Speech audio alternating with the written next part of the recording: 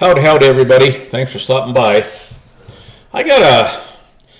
We've had a lot of animals out, 50 years out here. A lot. We've had cows. We've had chickens, turkeys. 20 turkeys and hundreds of chickens. We've had eggs. We've had goats. We've had pigs. Raise them for meat and stuff. Primarily and eggs. And we didn't raise them for fun. We raised them, because we had a. Back when it used to run me about 10, back when the kids were small, because they ate a lot. And it used to run me about $1,000 back then a month to feed my kids. And they would eat we'd eat 4 full-size chickens for dinner. We'd have a gallon of milk and 10 pounds of potatoes. This was dinner. We would go through at breakfast time about a loaf and a half of bread for French toast. It was expensive. And so when we started getting animals in, because I was educated by Walt and his wife on how, take care of animals and butcher them and slaughter them. And, they were our mentors.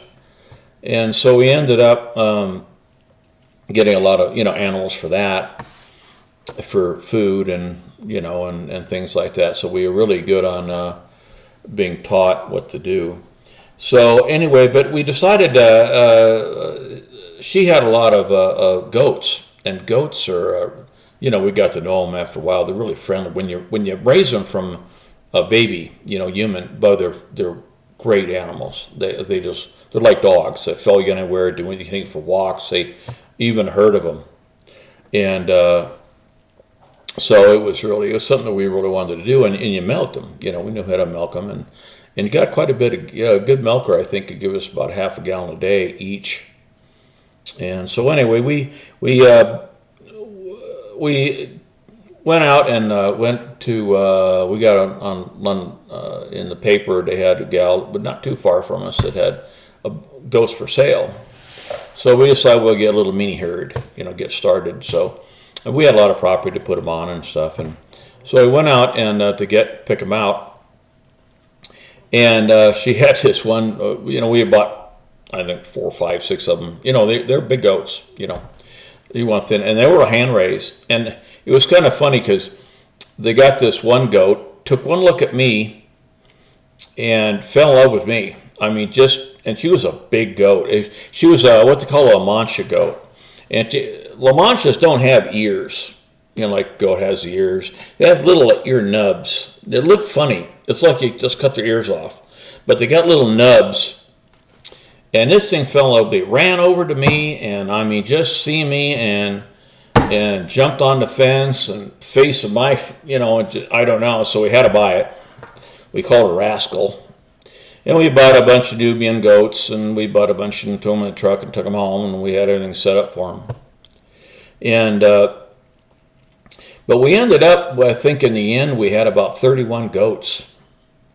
And the reason we had so many, because we were milking about 11 of them. We didn't ever have a buck. We borrowed a buck. But we had about 11 milkers. And that was about, 5, 6 gallons of milk a day, something like that.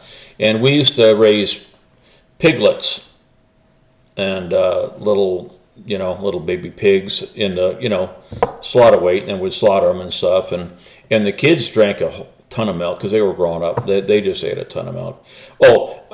I was going to say it ran me about $1,000. Sorry about backing up here, I forgot. Before I got the animals, and with the animals it only ran me about $600 a month because we were still had to buy stuff at the store. Sorry, I had to get back into that. But anyway, like I said, we had about 11 goats milking, and that would give us a lot of milk, and we didn't waste any of it. And so they were. But if you ever have the ability to get a goat, they're fun as long as they're hand raised. Not hand raised, not so much fun. But so we ended up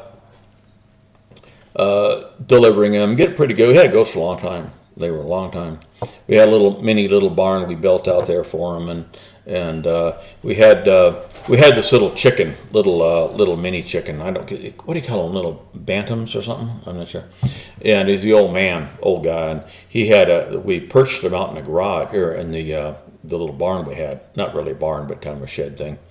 And the little old man was so old he couldn't jump the 3 or 4 feet to get onto the perch, but so he would jump on the back of one of these goats, and right around. And as soon as the goat got close enough to a perch, he'd jump on the perch. He was kind of a neat old guy, and he would always park outside our house at 5 o'clock in the morning, our front door. And so anytime we went out, could let the dogs out, he would just like mad. He would just run like hell, because he knew where the dog bowl was, and he would start, gulping down dog food. And before we got him and threw him out, he was he was a fun guy. But getting off topic though. But anyway, so we used to have to deliver them. We would borrow a male goat, but you don't want a male goat unless you really got it, because they stink. They're gross. You just don't want to. I can tell you a lot of weird sexual stuff they do, but you don't want to go. They stink. So we would borrow one from, we'd take it for a month or so. We'd breed all the females. We'd breed at the same time. Basically, we'd have them for a couple weeks or something like that. Bring the buck back, and they would always deliver within. That way, they all deliver at about the same time, because delivering was kind of a big deal.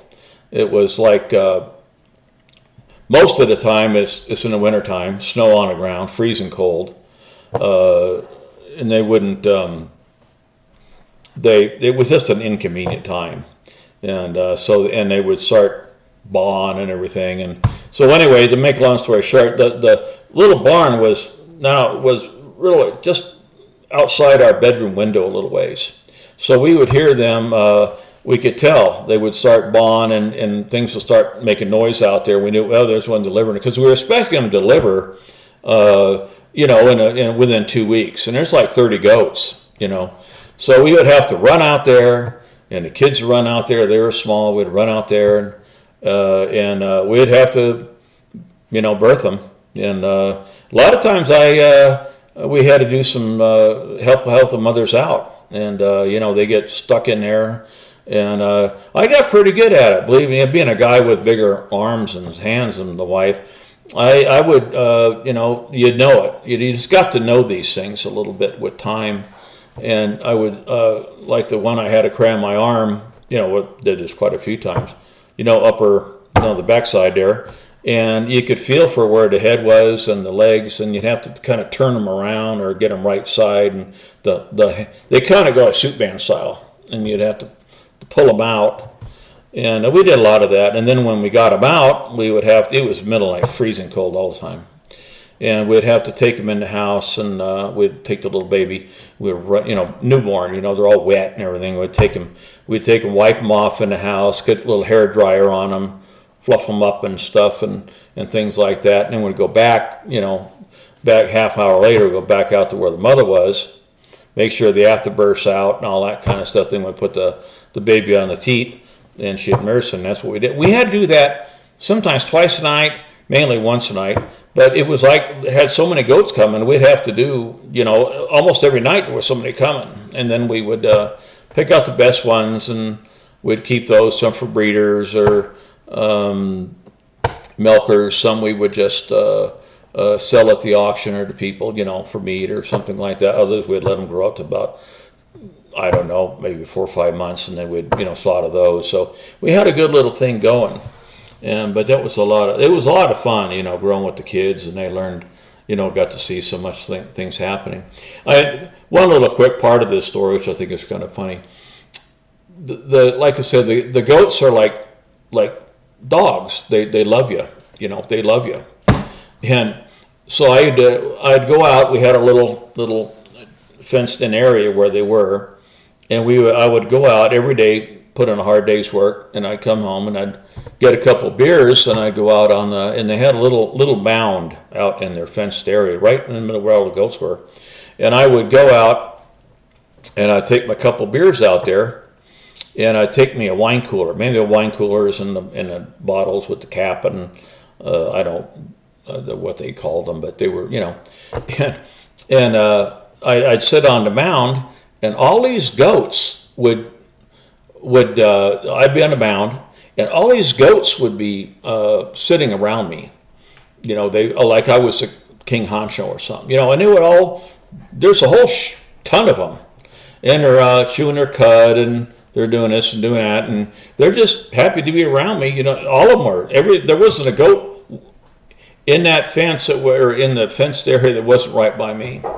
And so I'd take a wine cooler. There's Debbie. She liked her wine coolers. We call her Debbie. She's a Nubian goat, brown and big ears. And she would sit up, first one to sit up there, and right next to me.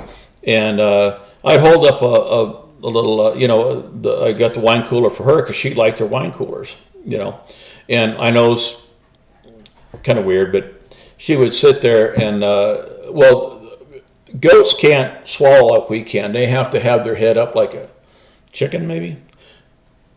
And you have to pour it down their throat. So I would sit there having my beer, relaxing, at the end of the day. Debbie would be right here next to me, and I would sit there and just, I would pour it. I'd put the wine cooler up in front of her, she would instantly just, and I'd pour a little bit down there, and, I'd have my couple of beers, and Debbie would have her wine cooler.